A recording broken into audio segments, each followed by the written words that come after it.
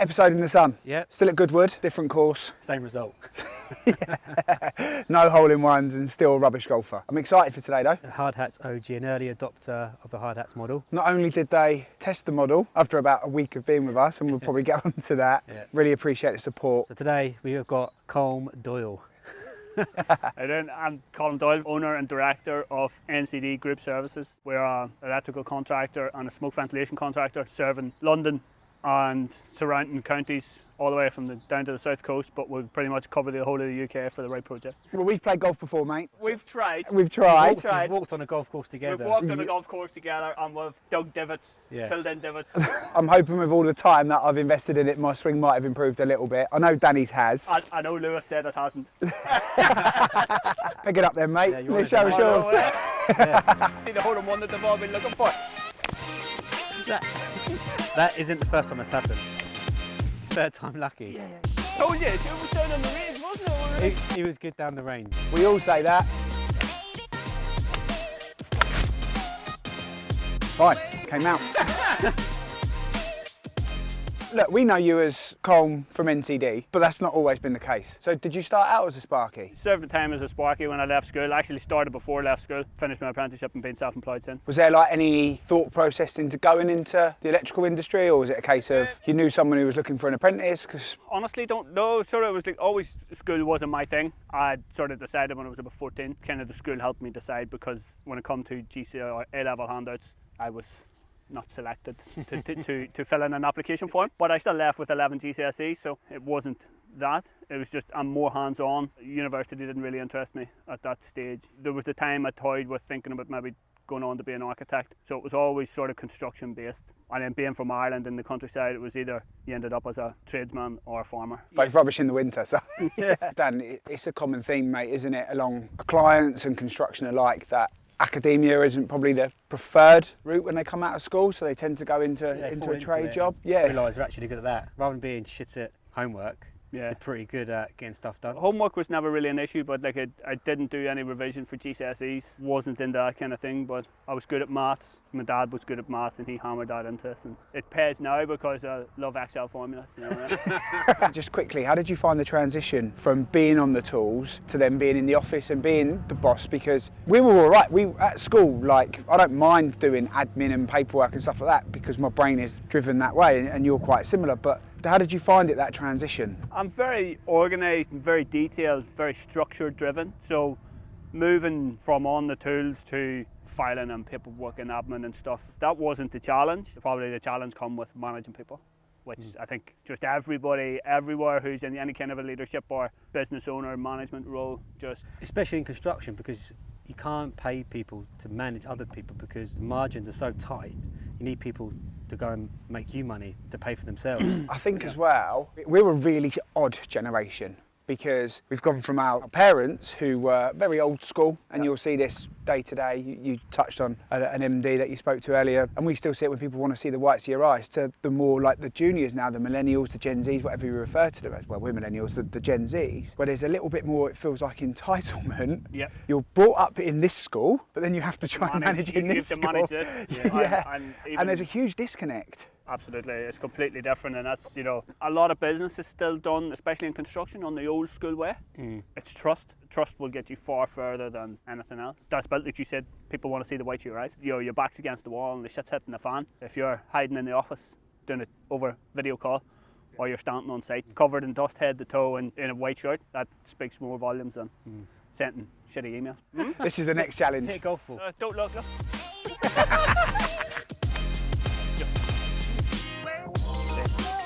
I'm on fire. Guys, did you see it? What's the wind doing? Okay. Was there a point in time that you can remember where you decided, I'm going to go on my own? Or did it just happen? Just sort of kind of happened. I suppose there was a time when I was very lucky with serving my apprenticeship, that I got paired with a couple of really good lads who just, if I asked I wanted to do something, I wanted to learn something, boom, they just let me at it, showed me how to do it. But it was all about doing it right. And then I moved to a company to finish my apprenticeship. That was the making of me, really. He was a perfectionist, but it was perfection at speed. Right, okay. And if you didn't do it right, you got an ass kicking and you got it pulled out and you had to do it again. twice as fast. We pretty much done everything from a commercial unit to industrial to farmyards to £2 million houses. Oh, okay, so it was a broad spectrum of... Yeah, such a learning curve.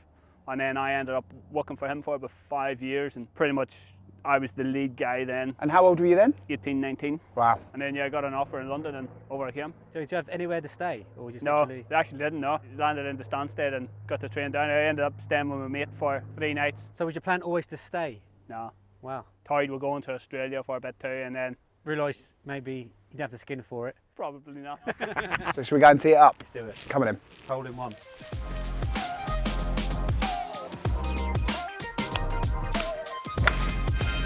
I'll find mine. The endangered hardhats emerging from a natural habitat.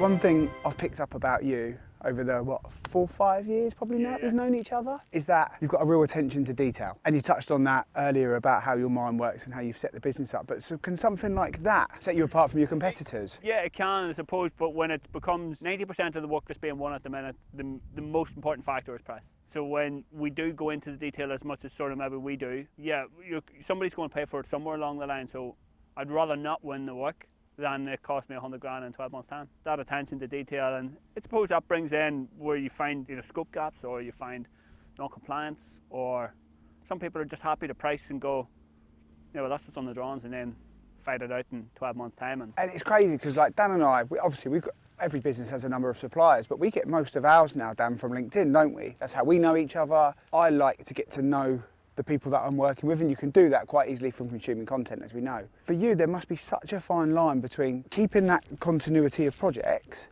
and getting dragged into the price war and trying to maintain standards. So like, how do you do it? It's a $1 million question, but I suppose you just have to find efficiencies.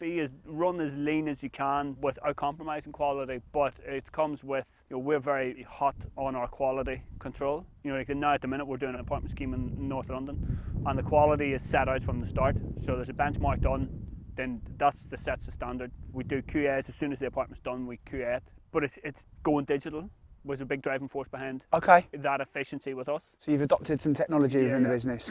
Yeah. What started that was one day I walked into a site office and there was a mountain, must have been about that high, of sign-off sheets. It's just that there has to be a better way. We cleared about half of that pile that day, and by the end of the day it was back up again. We exist because construction is a project-based industry. You'll have your peaks and flows. Every business does. There's a need, flexibility and a need for contract labour. Expand the contract. It's just you have to move with the market. That ability to just be able to do that. Well, it makes you nimble and fluid. You look at like some of the names in construction who don't exist anymore. People who you would have thought were bulletproof. We've got a guy working for us. I don't think you've met him yet. He's come in as part of my team in compliance. He was construction director for Osborne's. Who thought Osborne's wouldn't be here now? But it's even that, then it's like Michael J. Lonsdale's, in London. J.S. Wrights from sort of Birmingham way. Well, you Carillion. Ah, perfect. Some contractors who shouldn't exist because of their attitude to supply chain. That shot of the day there. Back in your natural habitat, mate, not like me. So Colm, you spoke about walking into the site office, piles of paper, and I'm the same. We are online. So what did you do as the first step in your journey with the adoption of tech? I'm always looking for efficiencies and always looking, no matter what it is, it can always be done. There's always an improvement to be made. And that was a real accelerator for me to look for something. Just basic stuff, stuff that you do every day with construction, inductions, toolbox talks. Everybody come around signing it, and you're like, then what? Then you scan it in. You know what I mean? Or what was also happening was people were filling out all this stuff on site, and then you're like, well, you have to keep your health and safety files. So then you're like, these massive files coming back from site, then you're storing them in your office, and you're paying a high price per square foot to store. Or the other thing is that you scan it all in. Why pay site managers, project admins to scan in stuff that can be done digitally? So the first step that I took was Microsoft Forms. It was just because Microsoft 365's they've got a whole load of stuff, whether it all talks together or not, but there's something there to fix almost every problem that you have, I think. And Microsoft Forms, everything we were writing on physical forms, we just spent time and effort building all of them into a Microsoft form. print a QR code. So when you come to do your TEEBOX Talk, we have all the job numbers and we've built it out exactly the same. People scan the QR code to say that they've done the TEEBOX Talk after someone's actually physically done it on site, and rather than everybody filling it out, and that just pre-populates an Excel sheet in your job file. How did the subbies take to that? Easy. Everybody, well, not everybody, but 90% of the population, well, especially what's working on site anyway, have a smartphone. The other way to do it was you can copy a link and drop that into the WhatsApp chat. Everybody, or every construction site's got WhatsApp chats coming out their ears. It's interesting because we've got 350, 400 clients now, and everybody's looking for that silver bullet in terms of technology. I think what I've just picked up from what you're saying there is you still requires the hard yards. There was still that element of graft to transition from paper-based to digital. And it's just all of those sorts of things. Find out what are you doing the most of daily, weekly, and then how can you make it easier? And I think Microsoft Forms fixed that initially for us. Then that started, but well, what else can we do? So now our whole induction process for all new starters, everybody is all paperless. We don't print anything. We have a new starter form where we collect people's details. That then obviously transfers to your portal, and then that's paperless. Yeah. From the minute you start with us to you get paid, There's no paper. no paper. And what's that done for the back office in terms of time? It's so much straightforward. One of the other big issues was handwriting. Has it become a bit of an obsession Probably.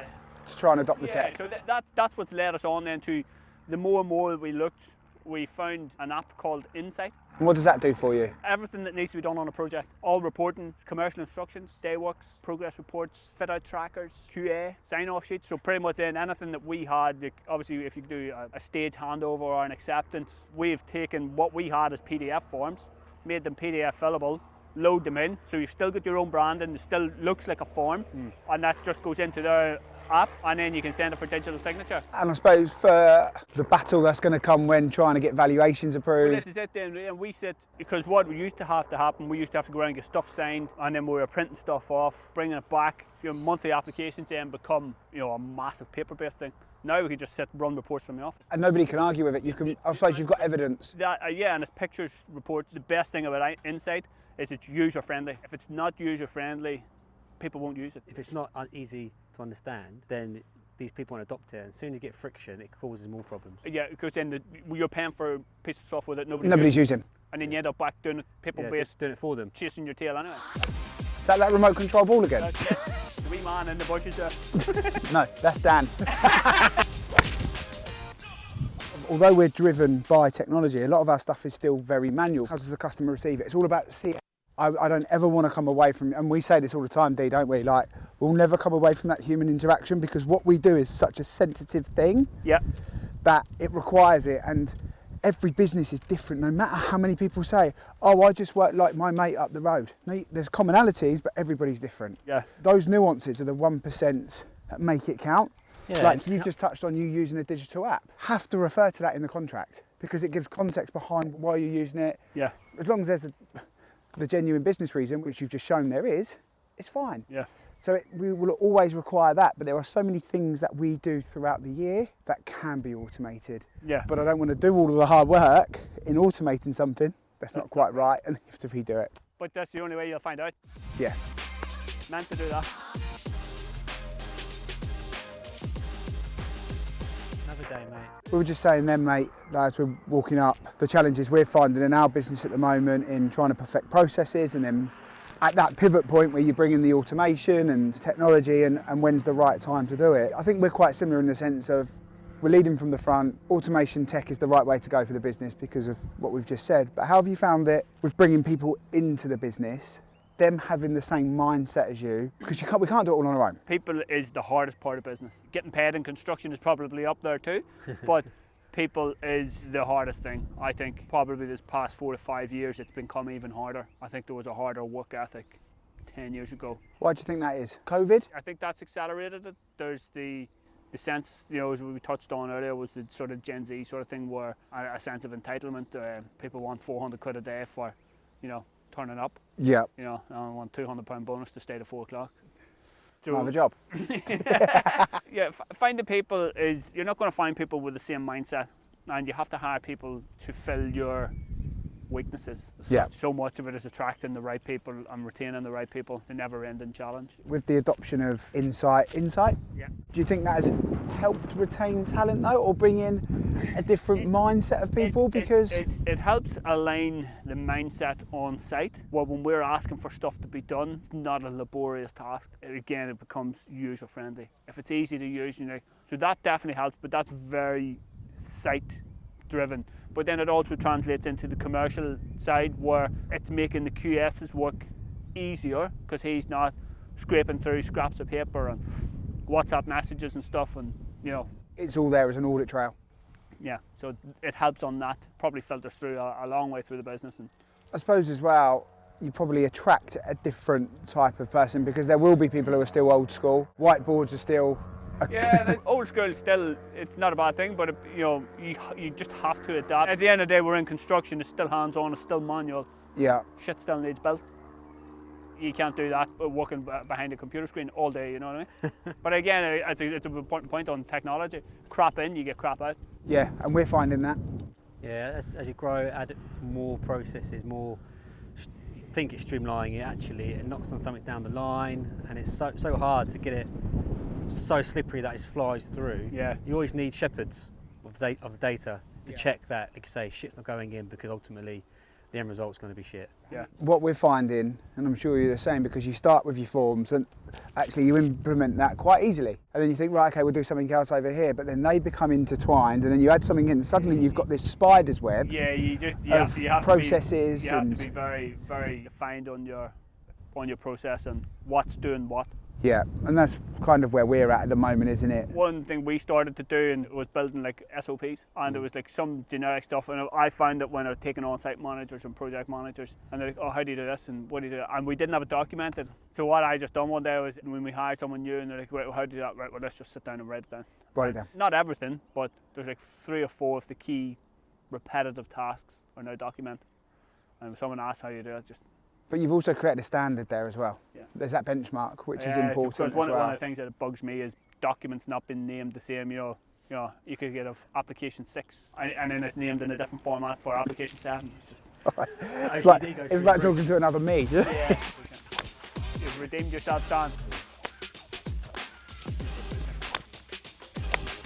The tech that you've implemented, did that enable you to get into the smoke vent, or has it helped you with the smoke vent? It's definitely helped with the smoke vent, because I think so much of it is so heavily on compliance. It's just quality. There's no shortcuts in it. So is it as regulated as the fire stopping? Because I assume they're linked. Yeah, the smoke ventilation has really changed. I can't really comment really before Grenfell, because we weren't doing it then, but the amount of change the regulations, and everything's adapting now compliance-wise. The Smoke Control Association are really driving the IFC accreditation, so smoke vent contractors to be accredited. So how did you get into it? Diversifying was always something, part of my plan. It was to move into create like a fire security division, EV, solar division, all that kind of stuff. We were doing smoke vent wiring. Most smoke vent contractors won't do the first fixing. So we were doing that on all the big schemes anyway. And then an opportunity sort of came to be like an approved partner, and we took that and then sort of grew into that role and learn through that partnership. Yeah, and this is the thing, for something that's so important in the industry, there's no official training course, or you can go and do an apprenticeship as a spark, you can go and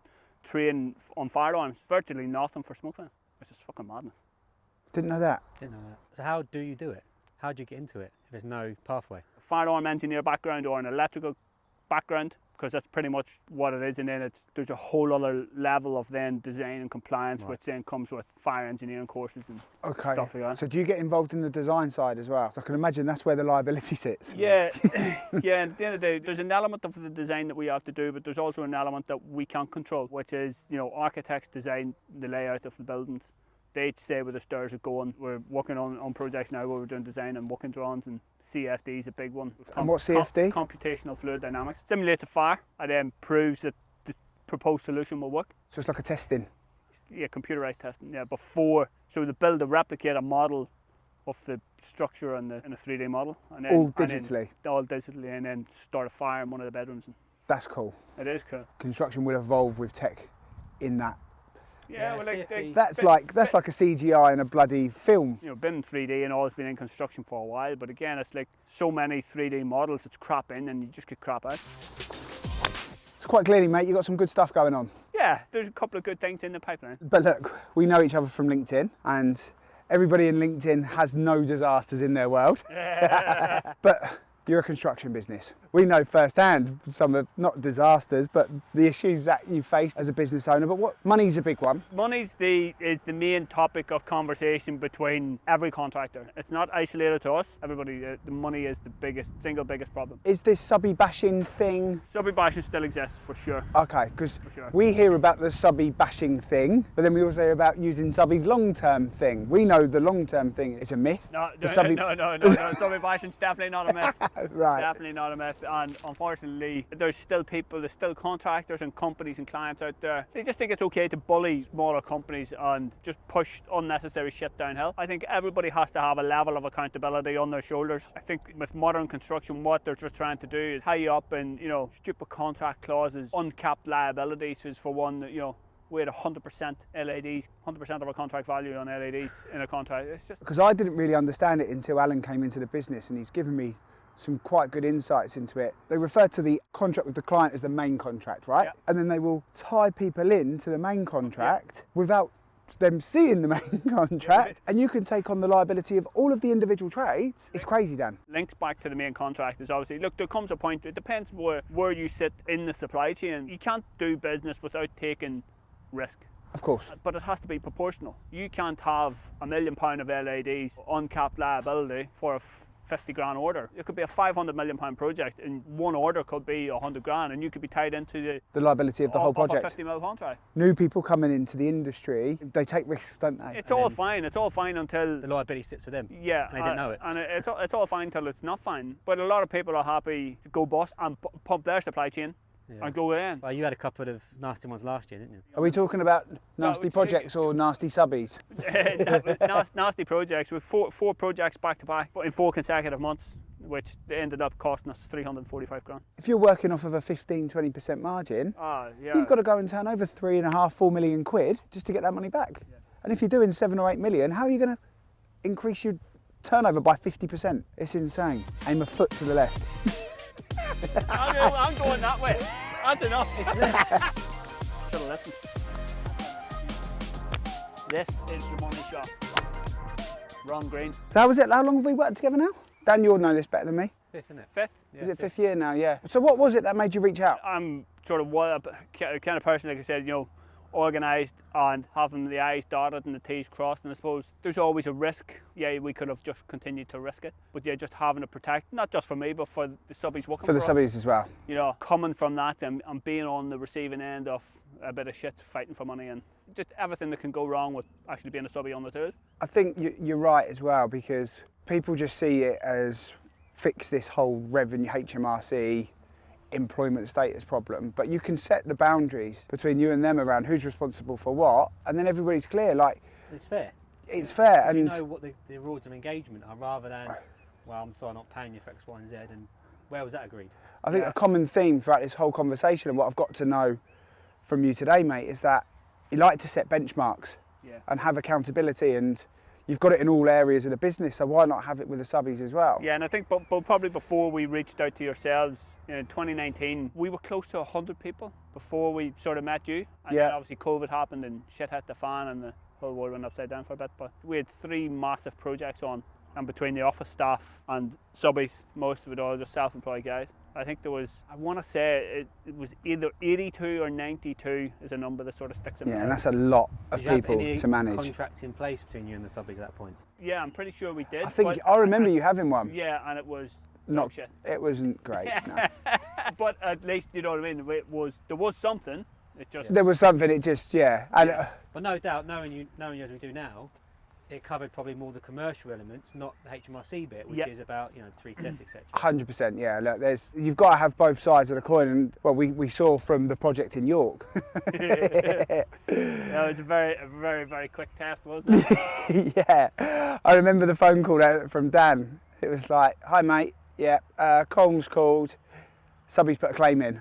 Okay, right. 75 grand. 70. It was 75 grand. First of all, he resigned, but he resigned from a self-employed contract, and then because he resigned and his contract, well, the project he was supposed to be on Continued. for 12 months or 18 months, he thought he was entitled to the rest of that money, and he hit me with an invoice for 75 grand. What, we 7 years now as a business? That was 4 or 5 years ago. We were still relatively early. Yeah. And we'd had tests before. We had the VAT inquiry of a But client. that was the first time that a subby. Had A lot of subbies have said, "Oh, I'm going to do this, that, and the other," but that's the first one actually and that formally Follow phrased it. through with anything. yeah, and it went to court, didn't it? Pretty sure it cost me 15 grand to defend. I always remember that Joe from up Norfolk way. He never became a client, but he was in a similar position. And this subby was a friend, left, then put a holiday pay claim in. But because these no-win, no-fee law firms now know that it's, say, a minimum of 10 grand to defend the claim, they're like, give us 8k and we'll call it quits. They take 35%, the subby gets 5k, they get their 3.5. Happy days. Happy days. It comes down to morals and ethics in business, doesn't it? Yeah. And I can't do things dishonestly. It just doesn't sit with me, you know what I mean? And it's, well, that's the way I've been raised by my parents, you know what I mean? And it's just so much easier when you're honest. You can sleep at night. Our mantra is to share the truth, because who can argue with it? Yeah. I think people will argue with those tee-shots though. Come on. What's the future look like then, mate? Do you have a 3-year, 5-year plan? Documented, no, but a plan, yeah. I've a plan on a few things that I want to have, that I want to be different. Try and find something with a few of the right people for the business. To step away or to... No, not to step away, no, I'll work till I drop. So we've got a business coach in Andy Hollands, and he's done wonders for the business, not from his own ideas, but from making us do the stuff that you naturally don't want to do because we're lazy. Yeah. So do you have anybody... I've had business mentors and coaches and stuff, really in the early days, yeah. And you're still working with them today? No, not now at the minute, not working with anybody at the minute. But what that has done is, everything we've talked about, all those efficiencies, structure, people, introducing to you guys, you know, just all of that that's helped build the business that we Build the have. business where it is now. Yeah.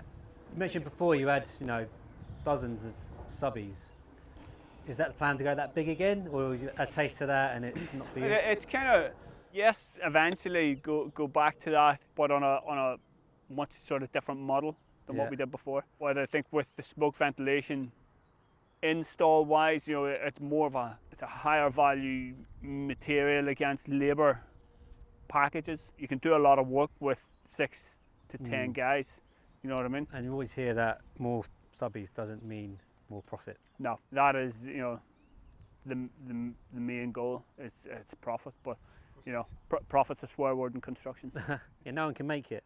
Yeah. Not allowed. Last chip shot of the day, if you can get inside me, I'll get the beers. Danny's getting them at the moment. I forgot my wallet. See you later, lads.